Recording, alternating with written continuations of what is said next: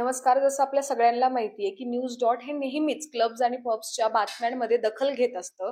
काही दिवसापूर्वी आपण कल्याणी नगरची बातमी केली होती आणि आता 2 दिवसापूर्वीच आपण कोरेगाव पार्क आणि मुंडवा रोडवरची ही बातमी केली होती. आता ह्या क्लब्स आणि पब्सला घेऊन पुणे पोलिसांनी नवीन निर्णय घेतलेला आहे. तर आपल्यासोबत आता सध्या आहेत डी-सी-पी सोमय मुंडे. आपण त्यांच्याकडून जाणून घेऊया, की काय आहे हा निर्णय आणि आता काय नवीन गोष्ट घडणार आहे या पब्स आणि क्लब्सला.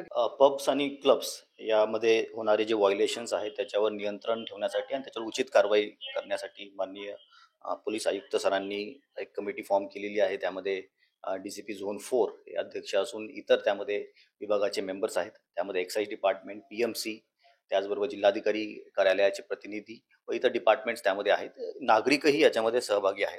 प्रयत्न हा आहे की जेवढे व्हायोलेशन्स आहेत ते रेकॉर्ड करणे, त्याच्यावर उचित लीगल कारवाई करणे. त्या अनुषंगाने काल एक मीटिंग या समितीची पहिल्यांदा घेण्यात आली. त्यामध्ये फील्ड व्हिजिट्स काही करण्यात आल्या. 2 फील्ड व्हिजिट्समध्ये आम्हाला असे आढळून आलं की PMCचे नॉर्म्स आणि एक्साईजचे नॉर्म्स यामध्ये उल्लंघन झालेले आहेत. त्यामध्ये 2 आस्थापनांवर आपण गुन्हाही दाखल केलेला आहे.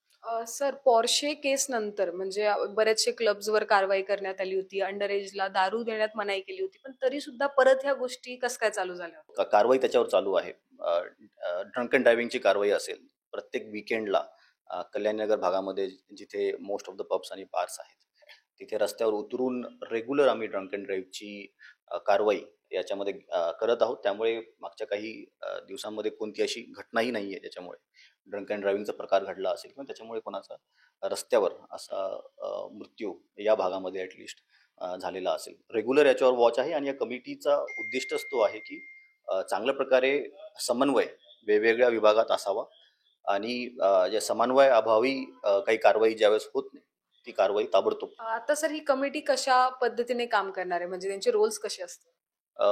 We are going to check various व्हायोलेशन्स.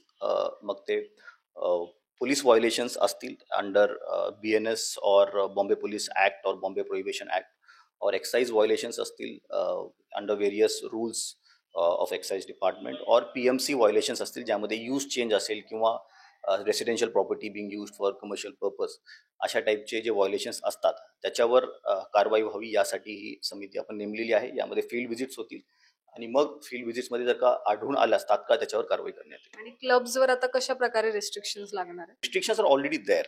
So there are rules, there are regulations regarding it, there are various laws regarding it. This committee is there to enforce those laws and regulations, and this is what this committee is going to do. आता ही नवीन committee आता कशा प्रकारे काम करणार आहे आणि आपल्याला या गोष्टीची कशा प्रकारे मदत होणार आहे ते आपण नक्कीच बघूया. तोपर्यंत मी मृदुला नारळे, न्यूज डॉट्स पुणे.